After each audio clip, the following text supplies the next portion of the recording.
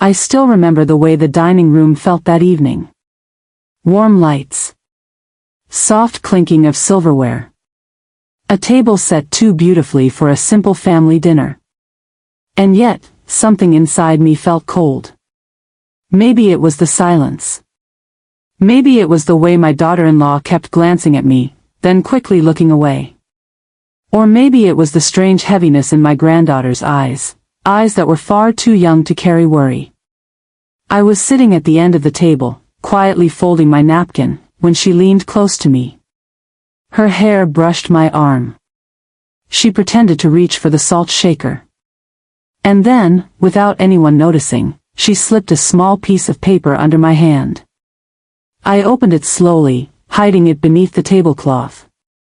There were only 9 little words written in her round handwriting. Pretend you're sick and get out of here. My heart almost stopped. I lifted my eyes toward her. She wasn't looking at me. She was staring straight ahead, her face calm, her breathing steady, but her fingers were trembling. I didn't understand. Why would she write this? What did she see? What did she know? I glanced around the table. My son was serving himself salad, unaware. The grandchildren were laughing softly. And my daughter-in-law. She was watching me. Not kindly. Not warmly. But with a strange, tight smile, the kind that doesn't reach the eyes. A smile that hides something. I pressed the little note into my palm, folding it smaller and smaller until it felt like a seed of fear sitting right in my hand. I whispered, barely moving my lips. Why? My granddaughter didn't turn. She just whispered back. Please, Grandma, just go. Soon. Before she starts. Before she starts. Starts what? My breath grew shallow. A wave of worry ran through me, quiet but sharp. I didn't leave the table. Something in me needed to know. Something in me needed to understand why a child would feel the need to warn me. Why danger, emotional, silent, unseen, was sitting right here among plates and glasses. And only 10 minutes later, I would understand everything. Too clearly. Too painfully. But in that moment, under the soft lights and the heavy quiet, I sat there with a folded note hidden in my hand.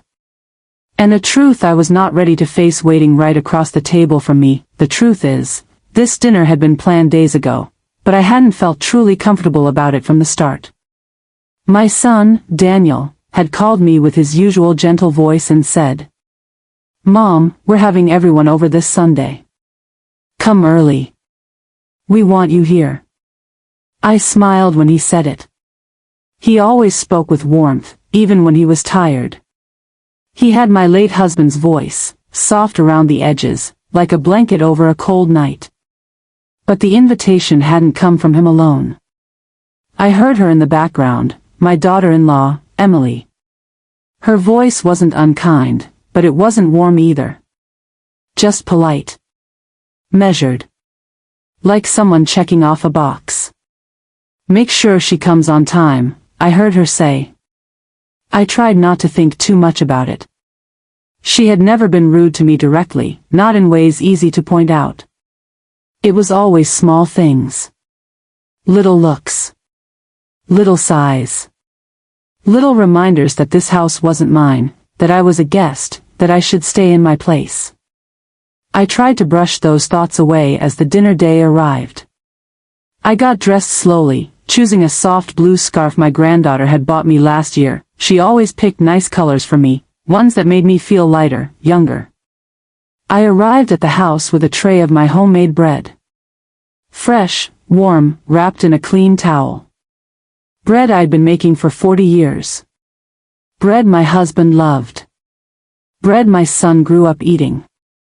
When I stepped into their hallway, I heard the sound of plates clinking, chairs moving, little footsteps running. The smell of roasted chicken drifted through the air. For a moment, everything felt normal. "Grandma." My granddaughter ran toward me first. She hugged me tightly, tighter than usual. Her cheek was warm, and she held me for a little too long. I remember patting her back and saying, "Sweetheart, what's wrong? Are you okay?" She pulled away quickly, forcing a smile. "I'm fine. Come in." I followed her into the dining room. The table was beautiful, candles, folded napkins, polished silverware. It looked like a celebration. But I didn't know what we were celebrating. "Mom, you're early," Daniel said, walking toward me.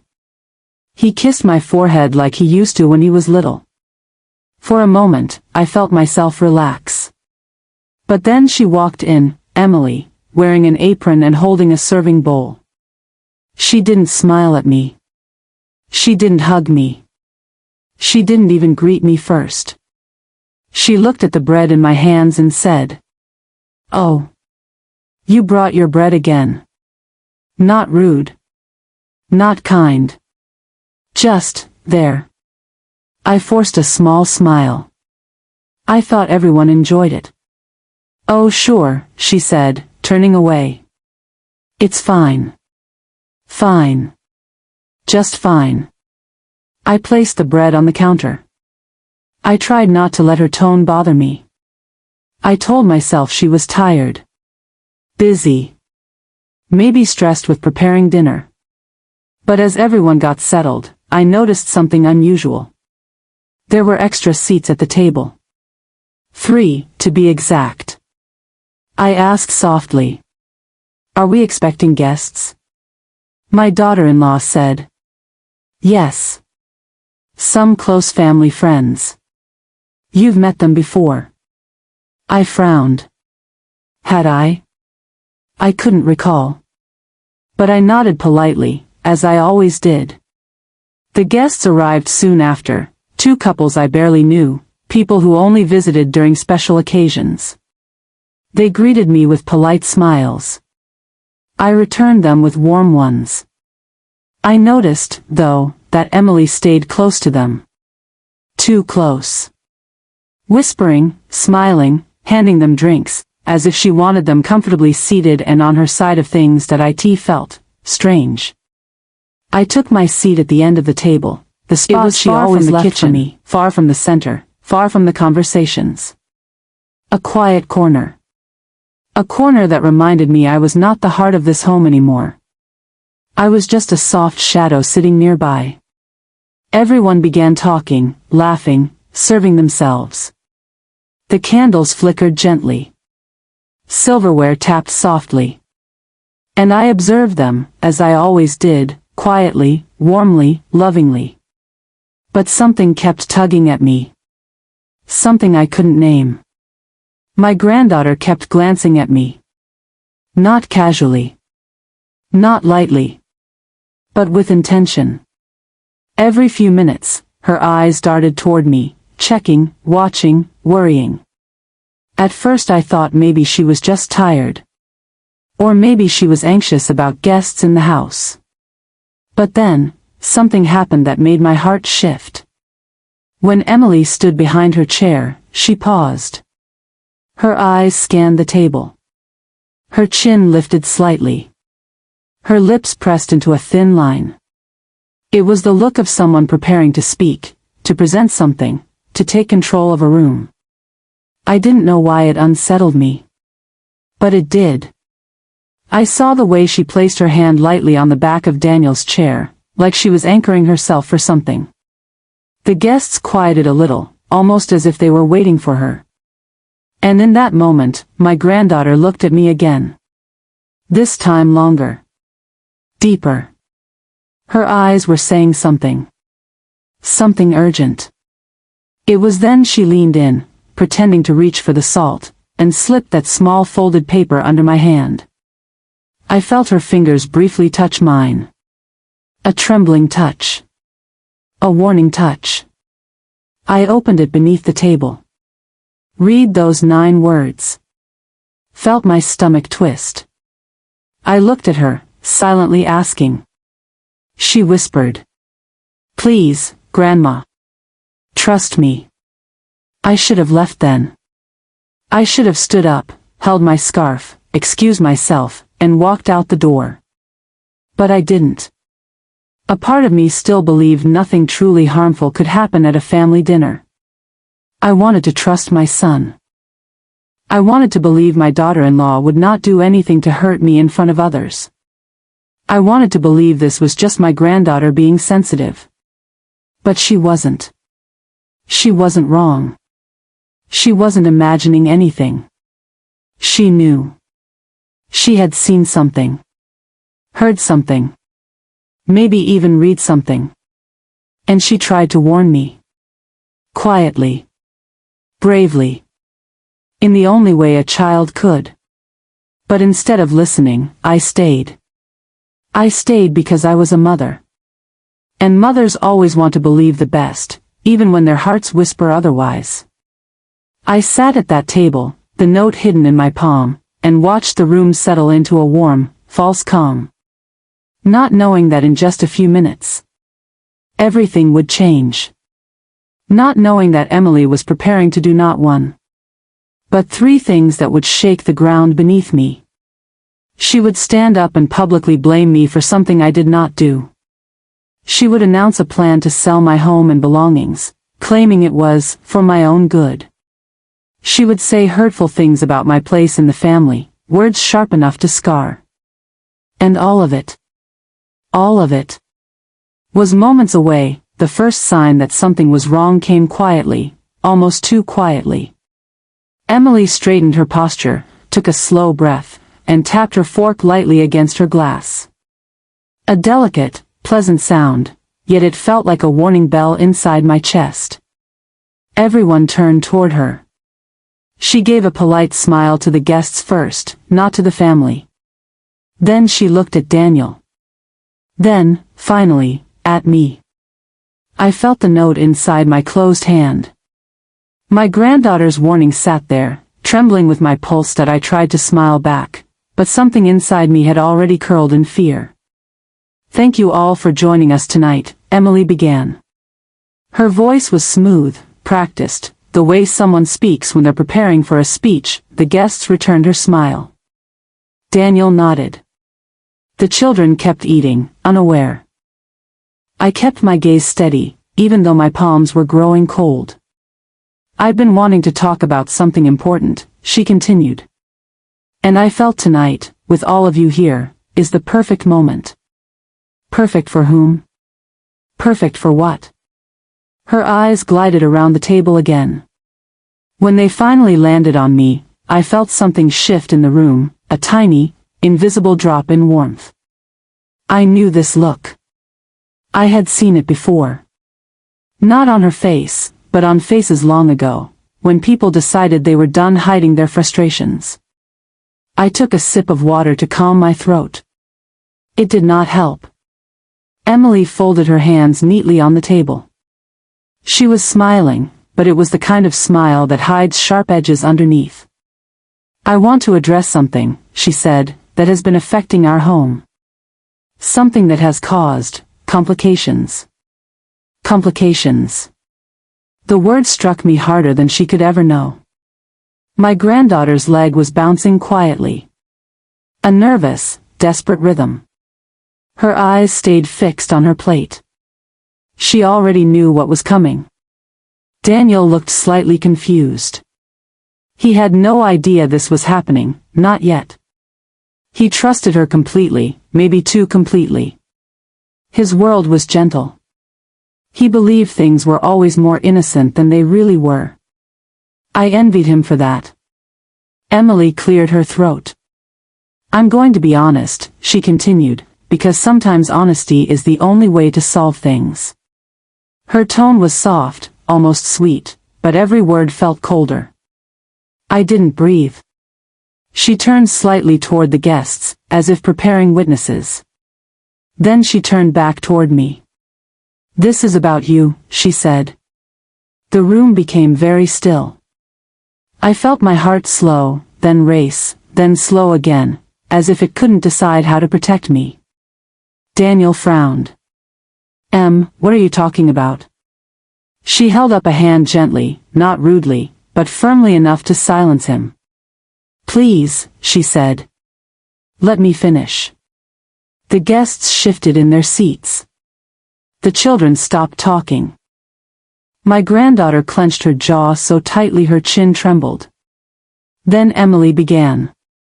The first of the three things she had planned, her voice softened, too soft.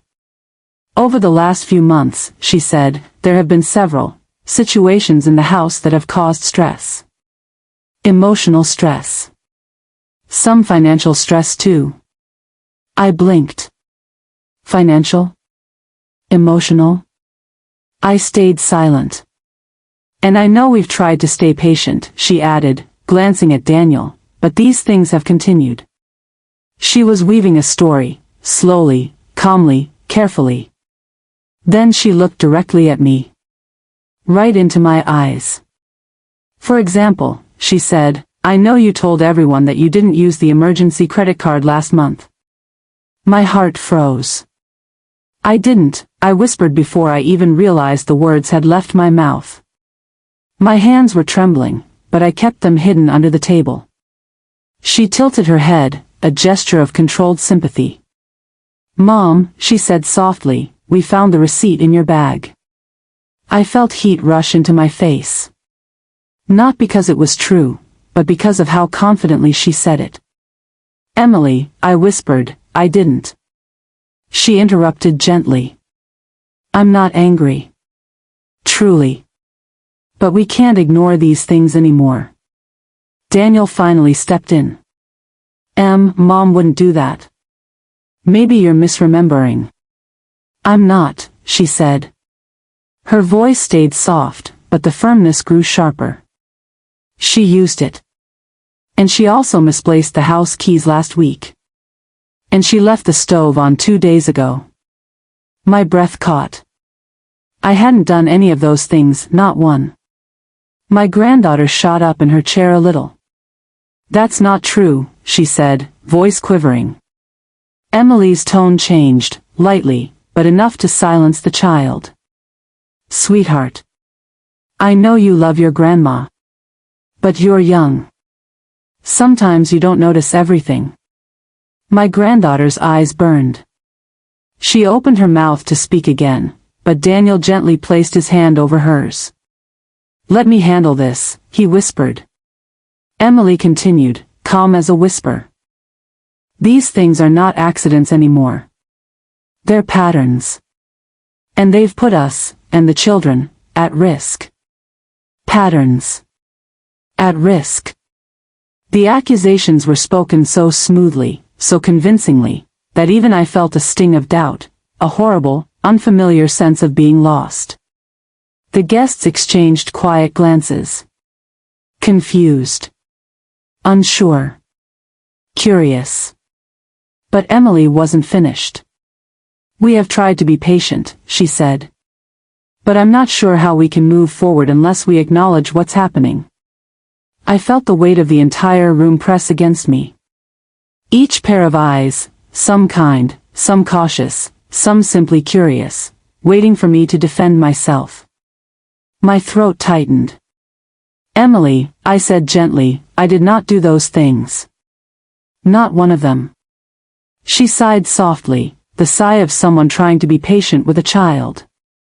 And something inside me cracked a little. Emily looked at the table, then lifted her head again with a new expression, one I'd never seen on her face before. Resolve. Confidence. And something else. Ownership. "Which leads me to the second thing," she said quietly. "The house." Daniel stiffened. "What house?" "The house," she repeated. "Her house." My hands turned cold. "My home?" I whispered. I saw my granddaughter grip the edge of the table, her knuckles turning white. Emily nodded calmly. "Yes. Your home. It's time we make decisions about it." What are you talking about?" Daniel asked, confused and growing uneasy. She turned toward him with the gentlest tone she had used all evening. You know it's old, Daniel. You know it needs repairs. You know the bills are too much for her. Still, he said, it's her house.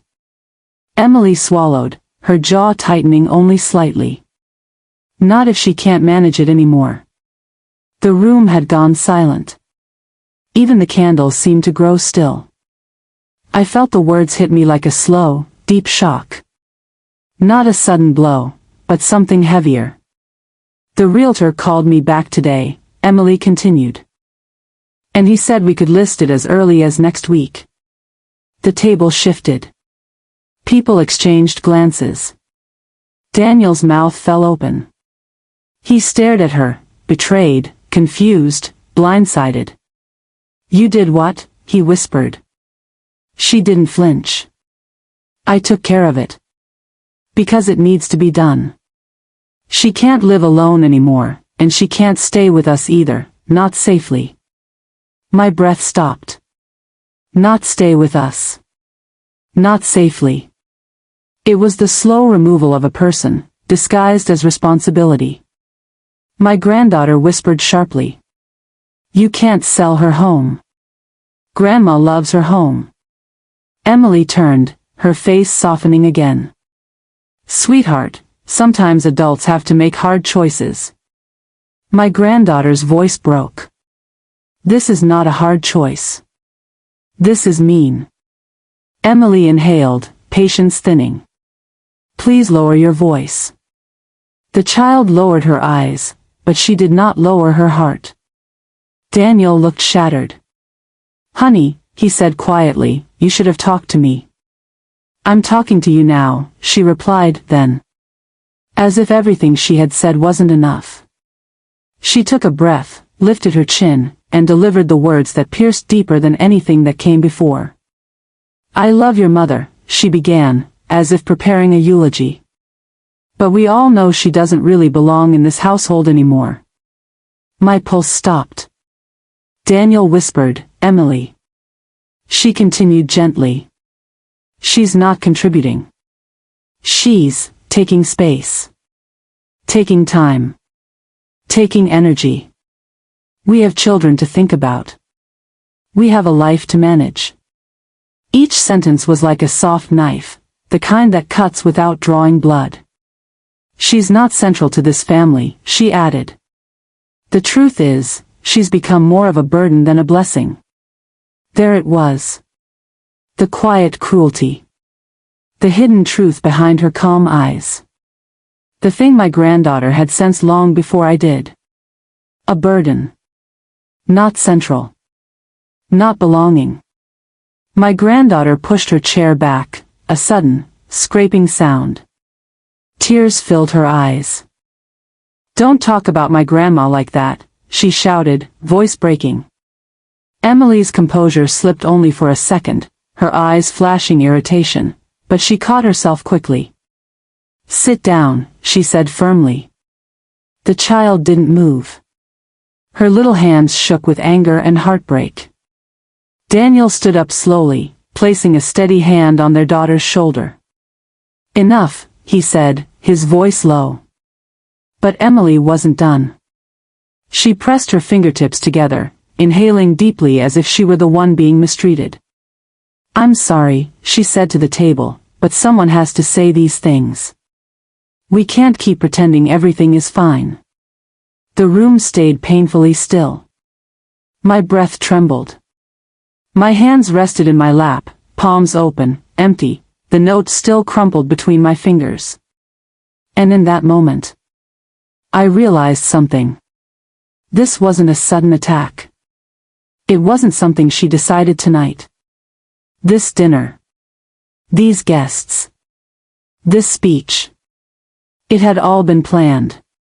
She had waited for the perfect moment. The perfect audience. The perfect way to push me out without ever raising her voice. And my granddaughter, sweet, quiet, observant, had known long before this night began. She had seen it coming. She tried to save me. She tried to warn me. Pretend you're sick and get out of here. I should have listened. But I stayed. I stayed because I believed family would never do something like this. I stayed because I wanted to trust the home I had helped build. And now, the rising conflict had reached its peak. The truth had walked into the open. And the next moments, the turning point, would change everything. The moment the plates were set on the table, I felt a strange stillness settle in the room, like the house itself was holding its breath. My granddaughter sat close beside me, her small hand resting on mine. Across from us, my daughter-in-law kept tapping her spoon, almost eagerly, as if waiting for her cue. And then, she stood up. Her chair scraped back sharply, slicing through the quiet. My son looked up in confusion. I already knew what was coming. My granddaughter squeezed my hand tighter. Everyone, my daughter-in-law began, raising her glass as though she were delivering a toast. I have an announcement. She looked directly at me, not with warmth, not with respect, but with the cold triumph of someone about to win a long-planned war. I think it's time, she said slowly, that we talk about Mother's behavior. My stomach dropped. For months, she continued, she's been forgetting things, causing problems, and even accusing me of things I never did. It's becoming impossible to live like this. My son's eyes widened. What? Mom never. But she raised a hand sharply to silence him. And that's not all, she said, her voice dripping with false sadness. I've decided it's best for the family if we sell her house. It's too much for her to manage, and frankly, it's time we made some responsible decisions. My breath caught in my chest. A gasp echoed from one of the cousins. Then she delivered the final blow. And honestly, she said, shrugging, mother-in-law doesn't really contribute much to this family anymore. Maybe it's time she accepted her place. Her words felt like knives. But before I could speak, before my son could defend me, before the room could process any of the cruelty she had unleashed, my granddaughter shot up from her chair. Her voice, small but fierce, cracked through the room. Stop. I know what you're doing. And I'm not going to let you hurt Grandma. The entire dinner table froze. Her little hands trembled, but her chin was lifted with a courage far beyond her age. Everyone stared, stunned. Even my daughter-in-law, who had expected every reaction except this one. The truth, the secret, was about to come out. And nothing, absolutely nothing, would ever be the same after this moment. The room was silent, the kind of silence that presses on your ears. My granddaughter's chest rose and fell quickly, but her voice didn't shake. Not anymore. She's lying, she said, turning toward the entire table. Grandma didn't forget anything. She didn't cause any problems. She did. Every head snapped toward my daughter-in-law. I felt my heart hammering, not because of the accusation, but because my granddaughter was putting herself right in the center of a storm she didn't create. What nonsense is this? My daughter-in-law hissed, her smile cracking. But my granddaughter didn't back down. I saw you, she said. All those things you said Grandma did? You did them. The room gasped. She continued, counting on her fingers. You moved Grandma's things and pretended she misplaced them. You hid her glasses and said she forgot where she put them. You told Dad she yelled at you when she didn't. And last week, you even unplugged her stove and blamed her for being reckless. My son's face drained of color. What? You said. His daughter looked at him, eyes filled with hurt and truth. Dad, I heard her talking on the phone, she said. She said if she makes Grandma look helpless, then selling the house will be easier. A loud crash broke the moment. My daughter-in-law had dropped her glass. Her mask was slipping, fast. You little, she started, stepping forward. But my son stood up so abruptly his chair nearly fell. "No," he said. "Don't you dare talk to her like that. Not after everything you've done." She looked around the table, but every face, every single one, was turned against her now. My son looked at me then. And for the first time in months, maybe years, I saw recognition, regret, and a kind of sorrow that had been waiting to surface. "Mom," he said softly, "I'm so sorry. I should have believed you." Tears blurred my vision. Before I could answer, my granddaughter wrapped her arms around me tightly. "You're not losing your home," she whispered. "You're not losing anything. I promise." Her voice trembled with love so fierce it broke something inside me. And for the first time that night, my daughter-in-law realized something. She had lost. Not the house. Not control. Not even the family's sympathy. She had lost the one thing she never expected. The truth, spoken by the smallest voice in the room. The rest of the evening passed in a strange, quiet haze. Emily sat down without another word, her face pale and tight, as if she were still trying to process what had just happened. The guests, who had been staring in shock, slowly began to excuse themselves, murmuring polite goodbyes. I remember feeling a strange mix of relief and exhaustion settle in my chest, like finally exhaling after holding my breath for hours. My son came over and took my hand gently. "I should have seen it, Mom," he said quietly, his voice filled with shame. "I trusted her too much. I thought she had our best interests at heart, but I was blind." I squeezed his hand. "It's okay, Daniel. The important thing is that we know now. That's what matters." My granddaughter sat on my other side, still holding my hand tightly. Her eyes were bright, wet with tears, but strong. "You're safe now, Grandma," she whispered. "You'll never be alone in this again." I looked around the room. The house was quiet except for the faint hum of the oven and the soft ticking of the clock. The table, once full of tension, now felt like a little island of calm. I realized that the love and courage of a small child had saved me from more hurt than I could have imagined. Later, when we were alone in the living room, my granddaughter curled up beside me and whispered, "I didn't want you to get hurt. You deserve better than that." I stroked her hair softly, feeling a deep swell of gratitude. "I know, sweetheart. I know. You were very brave." We sat together in silence for a while, listening to the gentle night sounds outside, wind brushing through the trees, the faint sound of cars passing on the street, the quiet heartbeat of the house. I felt a weight lift from my chest, replaced with warmth. A sense of home. Not the physical house Emily had tried to manipulate, but the real home, the people who truly cared for me. I realized then that even when family members make mistakes, even when others try to hurt us, love and truth always find a way to shine through. And sometimes, the smallest voices, the ones we might underestimate, can be the strongest. Daniel came to sit beside us, holding both our hands. "I promise, Mom," he said, "no one will ever make you feel like a burden again. I'll protect you. We'll protect you." I smiled softly, tears running down my cheeks. The fear, the shame, the quiet dread of that dinner, it all began to dissolve. That night, I reflected on everything that had happened. I realized that life can be cruel, but it can also be redeemed through courage, honesty, and love.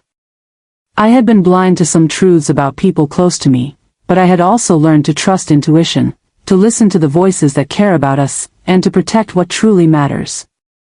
My granddaughter whispered one last time as we got ready for bed. "Sometimes the world will try to push you out, Grandma. But we won't let it. We'll always be here." And in that moment, I felt hope. Not the kind that comes from everything being perfect, but the kind that comes from knowing you are loved, protected, and seen. The house remained quiet that night, the stars bright in the sky outside the window. And for the first time in a long time, I felt a sense of peace. I learned something simple but profound. Even when people try to hurt you, even when your home, your security, or your place in the family feels threatened, there is always a way to hold on. Truth, courage, and love, even from the smallest among us, are more powerful than deceit, fear, or cruelty. And sometimes, the most unexpected protector can be a child who sees what adults refuse to acknowledge. That night, I went to bed holding my granddaughter's hand in mine. I closed my eyes, feeling her warmth, her courage, and her love. I knew, no matter what came next, I would never be alone again. I would always have a home in her heart. And that was stronger than any house, any harsh word, or any attempt to push me aside. Sometimes, life's most painful moments are the ones that reveal the most beautiful truths. And that night, my granddaughter's bravery reminded me that even in the darkest moments, love can light the way.